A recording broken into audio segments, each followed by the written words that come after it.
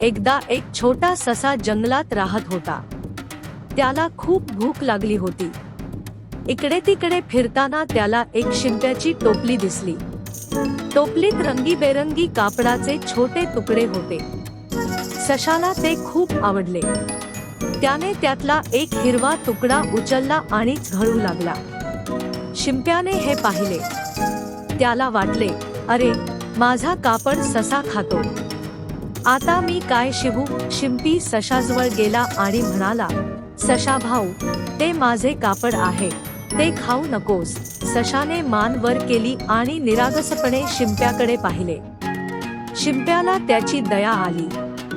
तो म्हणाला, एक काम कर, तू मला मदत कर, मी तुला खायला देईन. सशाला आनंद झाला.